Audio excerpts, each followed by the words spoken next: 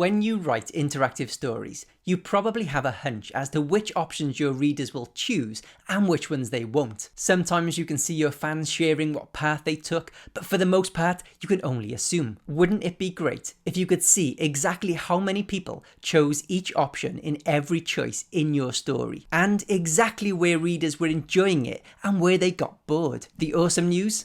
You can. What's up guys, I'm Joseph Evans, author of The Secret of Rain, Glitch Girl and many other interactive stories. And in this video I'm going to show you exactly how you can get all of this information about your readers' behaviour when you create a story on Dorian. Dorian is completely free to use and its incredible engine will improve your craft more than any creative writing degree. And now they have decided to share their amazing data and monetization with everyone. Now let me show you just how cool this is. And make sure to stick around until the end of the video because I have a challenge for you that you are not going to want to miss. Okay, to get an accurate picture of how your readers are responding to your story, it is best to have at least 100 of them. And the best way to get more than 100 readers into the first chapter of your story is by having a great cover. They say that you should never judge a book by its cover, but that is exactly what most people do. And the top performing stories on Dorian all have fantastic covers that entice new readers to try them. To make your cover stand out like these, make sure to use bright colours, have an easy to understand title, have a close-up of two characters in a romantic pose, and make sure that it's in high resolution so potential readers can really see how pretty it is. Once you have over 100 readers, you can start to look at which options they chose. In the first chapter of my story, Overworld, the reader's in-game mother Holly is really rude to their uncle at one point, and the reader is given the option to either call her out on it or let it slide. Since Holly is so awful, I imagine almost 100% of readers will have chosen to call her out. Let's take a look. If I load up the live version of that first chapter, I can select the point at which readers are able to make this choice and see exactly what percentage of readers did choose to call Holly out on her actions and what percentage chose to let it slide. Now this is kind of surprising. 25% of readers chose to let it slide. That's higher than I expected.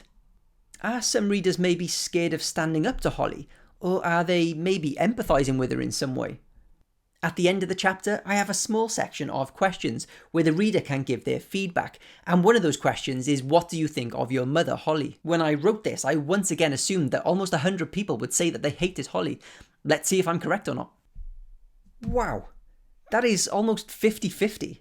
This is really interesting, guys. My original plan was to write Holly as a pantomime villain for readers to simply hate, but these results tell me that they're seeing something deeper than that. They clearly believe that there's a reason behind Holly's bad behaviour, and going forward it would be a great idea for me to flesh her character out and make the relationship that the reader has with her much more nuanced. Okay, there's another choice that I'm interested in taking a look at in chapter 2. At the end of that chapter, the reader encounters a stranger on their quest to retrieve a gift from their uncle, and I give them the option to be nice to this stranger or be rude to them. This character is getting in the reader's way, so I estimate that there will be roughly a 50-50 split between those who chose to be nice and those who chose to be rude.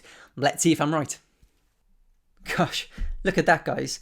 Almost everybody chose to be nice. These kind of insights can really help me to write better choices in future episodes. The next time I create a choice where the reader can choose how they act towards a new character, instead of giving them nice or rude options, I could give them multiple nice options, allowing them to pick from a wider range of options that they would be interested in. And this kind of invaluable data isn't just available for choices. You can even see where readers are switching off from your story, allowing you to improve in those areas and avoid doing certain things in future chapters. I actually use this information myself to increase my own episode 1's completion rate by 15% just by making a few small tweaks. In your story's homepage, you'll be able to see the percentage of readers who finished each of your episodes. And within each episode, you'll be able to see the percentage of readers who stop reading at each point of that episode. I have a 2.9% drop-off rate for the opening few lines of Overworld, and that's to be expected. Every story will lose a few readers immediately. When optimizing your story, you definitely want to make sure that you hook people early on with a fun dramatic scene and use an attractive attractive background to entice readers in. It's a good idea to perfect your opening lines because this is your chance to hook readers in, but it is inevitable that there will be those who simply realise that your story is just not their cup of tea and they'll stop reading. It's important not to get disheartened by this, and in fact you'll probably see readers dropping off bit by bit throughout your first episode. As you can see is happening with mine here. This is completely normal as readers decide whether the story is for them or not. But there might be points where readers drop off more than usual. This section here has an unusually high drop-off rate, so let's take a look at what's happening. Okay, the first thing I notice is that it is a very long section with a lot of dialogue. Readers love stories to be fast-paced and snappy. So if I want to keep more readers during this section, the first thing I could do is edit it to be shorter. The second thing I notice is that there's a long period where I don't give the reader a choice to make. It's best to think of interactive stories like a game of catchball between you and your readers. For them to have fun, you both need to throw the ball back and forth to each other, and if you hold on to the ball for too long, they're going to get bored and quit the game. To improve this section further, I could add a choice right here into the middle of it to keep readers engaged, active, and most of all, having fun.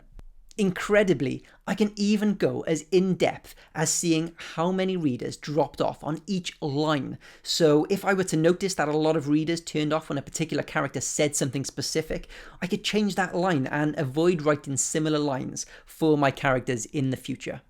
Guys, this is so valuable for us writers. Over time, you can learn what your own writing flaws and blind spots are. You can really start to get a feel of what your readers respond to the most. And if you add in paid choices, you even get to see what your readers are spending money on, allowing you to create more of the content that they love. And now Dorian has decided to open up these audience insights and monetization for all users. This means you can start learning what your fans love most about your stories and use this to make money. Make sure to stay tuned for my next video, because in that one I will be showing you how you can make money from your stories once you've got readers to fall in love with them. Now, in honor of this new change on Dorian, I want to give you a challenge. First of all, make sure you're signed up to Write on Dorian by heading over to dorian.live, and I want you to create the first episode of a story using this prompt. I challenge you to use my template and release an episode right now,